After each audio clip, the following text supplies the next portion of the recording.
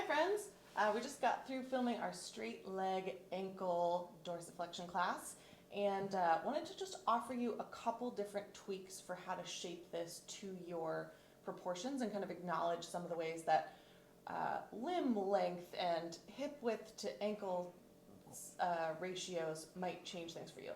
So if you happen to have a block, it could be a handy friend. We have you go through some calf raises to really get blood and engagement in as much of the muscle tissue as we can in your calves. And the straight on one, pretty straightforward, and there's a lot of wiggle room to play with where your feet are placed. Then we get into this externally rotated situation, and in the class we'll cue kind of keeping the heels together. More so what we're looking for there is that you're not rolling out onto the pinky sides of your feet. For some folks, just getting the heels together is going to feel like a joke. So, if that's you, that feels silly, you can play with putting a block or other spacer between your heels at some angle that feels right for you. And then you can lift and lower. I feel a ton of more tissue waking up and gathering on board there.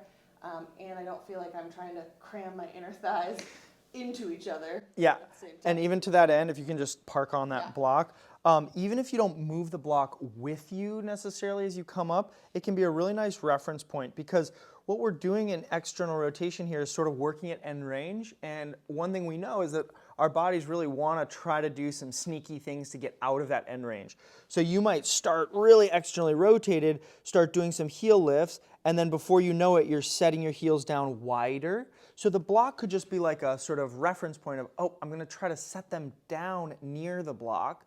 And then as I come up, depending on how rotated you really are, they might not bring the block with you, and that's fine. It's just a matter of making sure that you don't lose this relationship of the ankle and the lower leg and the foot. What we don't want is, again, that rolling out and that sort of sickling, because that's just a compensation to use now other much weaker tissue than your calf muscles. The other just variable to play with as I was feeling my way through this class, we're on a very like squishy rug, which feels nice for kneeling and sitting on. But for some of the standing work, having a book or a firm surface underneath the foot makes a huge difference. So in particular, I wanted to call out any time in the class that we're cueing you to find a stretch through the back of the calf stuff. There's a couple different setups that we do. Thinking about your heel being really heavy, and again on a softer surface, it's sometimes harder to gauge if my heel is staying heavy or if it's starting to drift up. Because I can feel the contact of the carpet if I'm kind of lifted or if I'm actually full on down. So just to, not that you can't do it on a softer surface, but there's going to be a little more tuning in needed to, is my heel planted into the hard surface, sort of the baseline of the floor, so that I'm feeling that kind of bone to floor connection, or am I just making contact with the surface of the floor material? Good point. You'll get a much better stretch if your heel is anchored, and that will provide more reference for finding those lengthening tissues and those pales contractions. Totally. The final thing too that really could help deepen this work, especially if you come back for repeat watches, or if you're someone who really needs some ankle upgrades, has to do with how rotation plays in here. So if I could ask for Hannah to just go back into the sort of shape of the stretch that we were working in class. Doesn't have to be perfect because we're not going to really work here, but the main idea is that, like all of our, most of our joints other than our spine, the ankle is a rotational joint. So when we're doing this motion of dorsiflexion, that's sort of like a linear motion, but you might fine-tune the stretch by playing with little micro adjustments into rotation. Yeah, and that would be like, just like Hannah's showing, like tilting or pivoting the pelvis and the torso. You might even go, you know what, if I could set my heel out a little bit wider or a little bit narrower, that will put a little bit different line of tension around the ankle.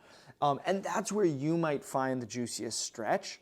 With that juicy stretch, you might want to aim your PALS contraction more to that line. That could take a little bit of doing in terms of playing with different pressures in your foot or playing with different cueing. But it's always going to come back to you tuning into like, oh wow, I really light up a stretch when I find that little bit of rotation. That's info that literally no one else on earth has except for you. So that's why part of why we like are so adamant about tuning in and really connecting to your own experience, because that's how you get the goods. Yeah, for sure. And then the other thing I just layer in whenever we work on ankles, as Will always says, the ankle tissues are dense. Oh yeah.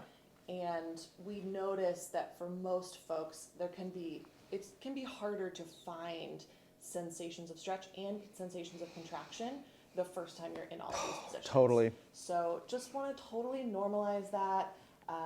It's so easy to feel like, oh, it's me and I'm doing it wrong. It's like, no, you're just a human with an ankle. Yeah. And this is part of the journey. It might like really take that first time in order to get to the deeper layer where you're like, oh, now the contractions are clear. So yeah, go through that first time and we're with you. Yeah. And if you're not feeling a lot, bookmark that as, oh, there's lots of room to improve. Lots of new sensations to gain. Yeah, treasure to be found. All right, friends, have fun engaging with your ankles, and we'll talk to you soon.